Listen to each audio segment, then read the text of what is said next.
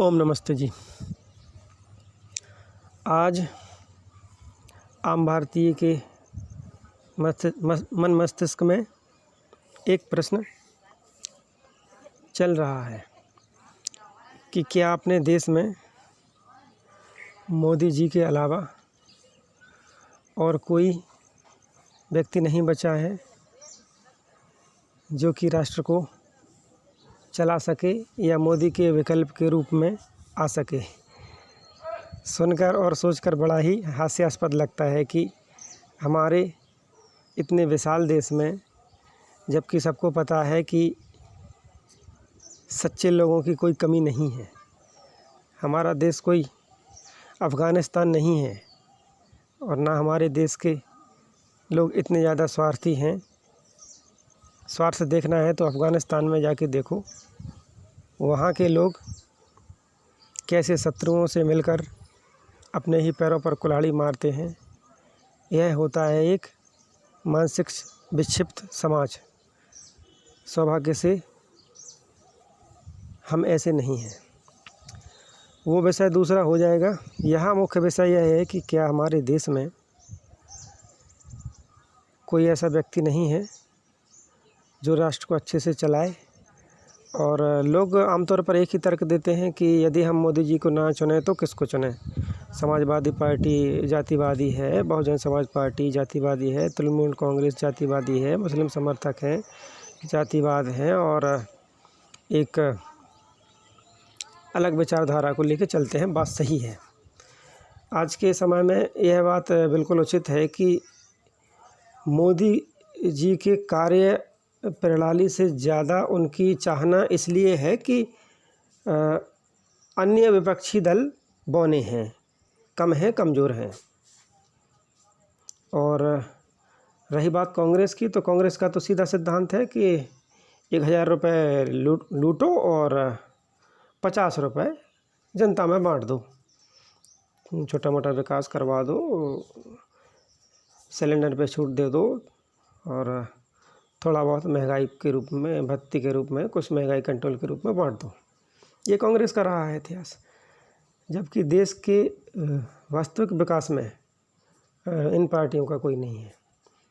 रही बात मोदी जी की, तो मोदी जी के विरोध समर्थक भी इस बात को अब मानने लगे हैं कि देश में महंगाई और जो जिस वादे से लोगों ने विश्वास किया था कि भ्रष्टाचार तो हो रहा है सर, रिश्वतखोरी, ये सारी चीज़ें चल रही हैं जैसी थी वैसी ही।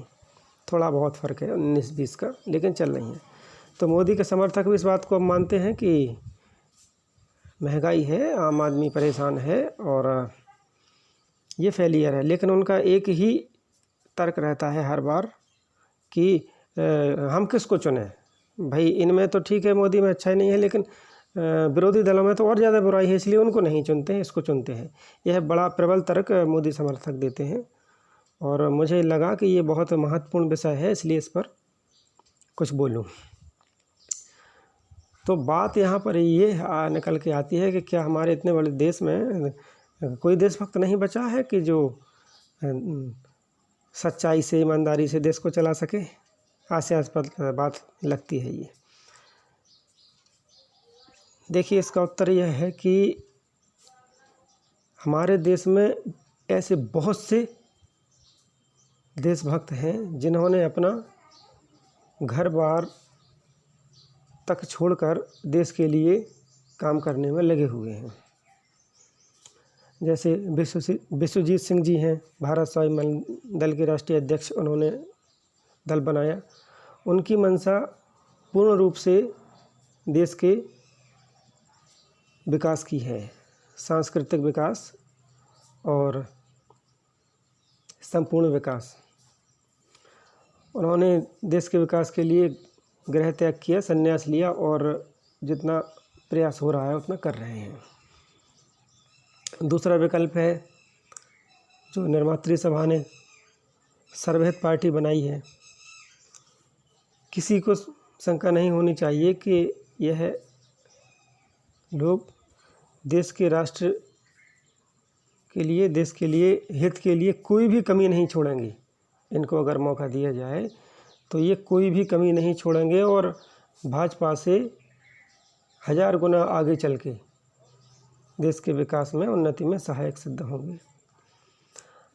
अब यहाँ पर बात निकल कर आती है कि जिनको सरकार चुननी है, जैसे आचार्य चाणक्य ने कहा है कि जैसी प्रजा होती है वैसा वह अपने राजा को चुनती है। तो बात निकल कर यहाँ पर ये आती है कि हम नहीं चुनते हैं ऐसे देशभक्तों को, प्रजा नहीं चुनती है, पब्लिक नहीं चुनती है।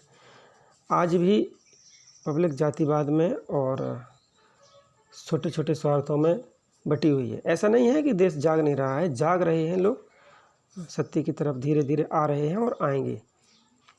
लेकिन इस तथ्य को इस तरह से लेना कि हम देश में कोई विकल्प नहीं है, ये पूरा सत्य नहीं है। हमारे अंदर अच्छे लोगों को चुनने की क्षमता कम है, उसको हमें बढ़ाना चाहिए।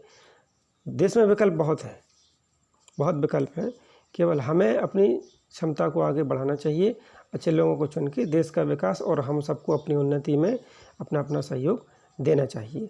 धन्यवाद। ओम।